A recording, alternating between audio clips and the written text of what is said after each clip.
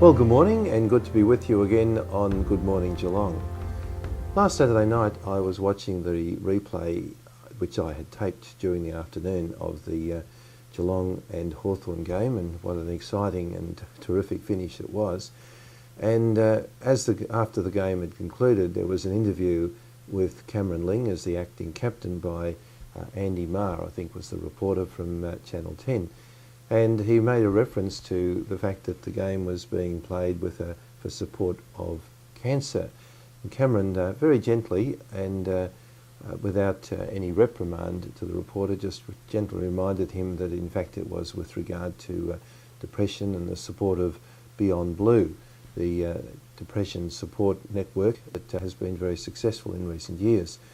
Naturally, of course, the Geelong Footy Club and the Geelong community have been very much aware in the last week or so of this whole question of depression and the sadness of the death of a young member of the Geelong cheer squad. Of course, as a Western Heights secondary college student, is certainly something which has touched the hearts of so many people.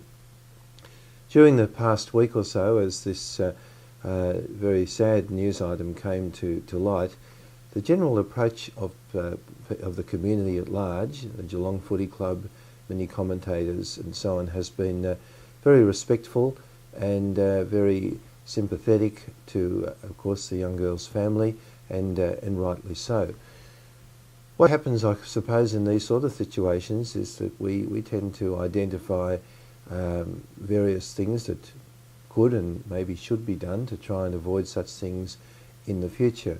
And that's a sensible and valuable thing to do. All sorts of different ideas come forward, if we do this, if we do that, all of which has a place, and certainly anything I'm saying is not in any way a criticism of that. But I wonder sometimes whether we just move in too quickly to, and very understandably, to say, what do we do to stop this? And one of the things maybe we need to do is just to give ourselves a bit of space, a bit of silence for family and those connected with someone who dies in such a way, of time for them to take stock, to be sad and to lament the loss of someone that they have loved very much.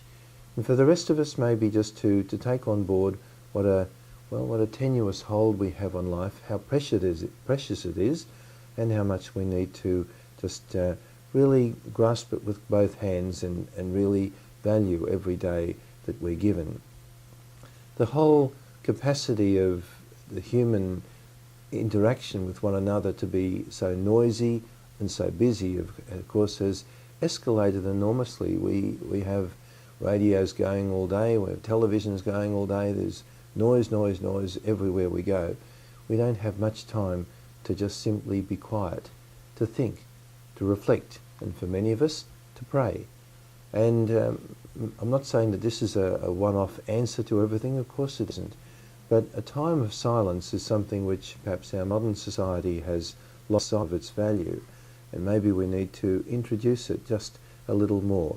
I know I'm just as guilty as everybody else. I have the radio on first thing in the morning, and probably last thing at night, or television or whatever. There's music going, CDs playing, all the rest of it. Noise all the time. We have very little time of peace and quiet in our life. And we need that. All of the generations before us, of course, have never had the sort of noise and busyness that we have today, and we're still coming to terms with it. So I'm not saying in any way that this is a cause of depression, but it is something which we need to put into our lives a little more. Just a time of reflection, of peace, of quiet, and certainly from time to time the absence of noise. Our hearts and our prayers go with all of the families that are connected with these terrible tragedies that have occurred with young people, particularly from Western Heights Secondary College. But one of the things that we might be able to do for them is just to give ourselves, all of us, a little bit of space to think, to reflect, to be quiet, to pray, and ask for the guidance that we need, which a little further along might help us to be able to manage these difficulties, which are part and parcel of our modern society, as effectively as we can. Good to be with you on Good Morning Geelong.